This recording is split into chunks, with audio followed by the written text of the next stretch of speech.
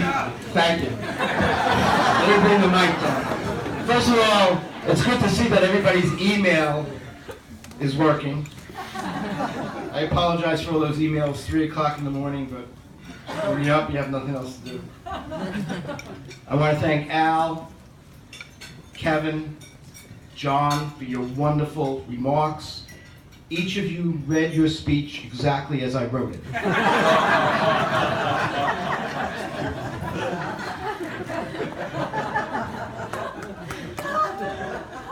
First of all, before I forget, my lovely wife, Kathy.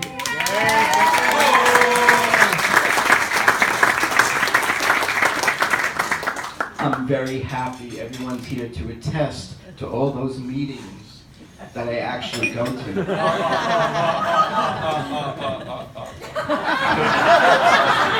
That's another story, but I'll say that for too long. My lovely daughter, Mikkel, her husband, Jeff. The grandkids are right up the street, probably about a mile away. Hopefully someone's home with them. If not, I'll be representing you. Not for free. My son and his beautiful new bride, Corey. Ari and Corey. So, John calls me at the end of January. I'm driving. I don't think the top was down. It was probably a little chilly then. And I see John Cannon, caller ID. I still answer the phone. And I go, okay, how much is this going to cost me?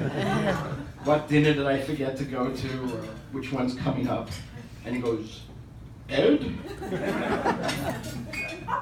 would you accept the Isabel Dodd Award from the Seacliff Republican Club? And I was still driving. And I was actually taken aback. I was not expecting it.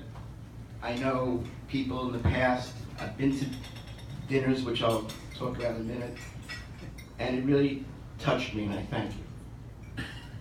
But I said, John, I'm not a Republican. I'm an independent. He goes, I know. And he says, you were endorsed by the committee, the club, the leaders of the town, and it took on a new experience, a new significance to me as far as getting beyond party lines. And I said I would be honored. And as soon as I got out, I said to him, so what's the record number of people that you've had at a dinner? And he knew the number like that. And I said, I shouldn't say I think, I said, I'm going to try to top that.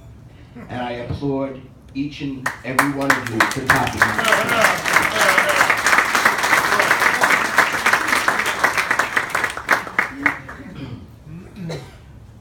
So I'm going to talk about politics very shortly, and that's the end of that. I said to John the other day, this is going to be, very hot time of the season, so to speak. He says, but we're not going to talk about politics. I said, great. We could talk about the other favorite subject, me. But when I look out, I see me. I see my family. I see friends and loved ones, relatives. I see lions and loved ones. Village. I could go on. And I tell you, when I talk about the Republican Club, I did come here several years in a row as a member of the Lions Club, representing Seacliff Glenhead Lions and Civic Association. I wasn't involved in the government yet, because we knew some of the people that were being honored, and we thought it was the right thing. And as I say I was called up by John to speak, and as I said, as Lions, we don't talk about politics and we don't talk about religion.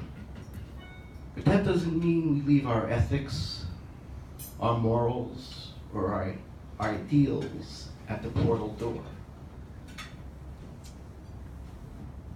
The people that I saw who were members of the Republican Club, who were here tonight, were people that I otherwise knew.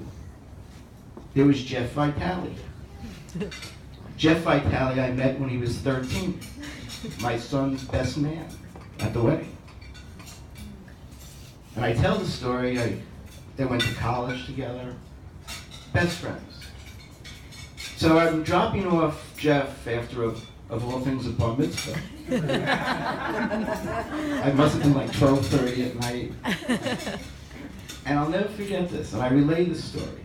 Here's a 13-year-old kid getting out of the car, and as he leaves, he says, "Thank you, Mr. Lieberman." And I knew right away, good guy. And today he's a great man.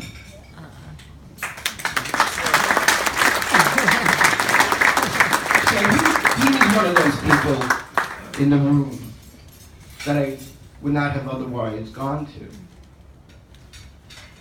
unless I was invited as a member of the Lions Club. And who else was in that room? Of course, John I knew from the courts. And just one quick story, of course. About 1987 in the new courthouse in Hempstead, there's maybe 150 defendants sitting, and the lawyers sit in the jury box until their case is called. And John's case is called, and he gets up to the podium, he goes, "Your Honor, my client pleads not guilty." All the lawyers in the jury box go, "Who is this guy?" And I go, "Don't worry, he's from Seacliff." True story. So who else did I see those nights that we would come here when the Isabel Dodd Award was given out? Margaret Evans.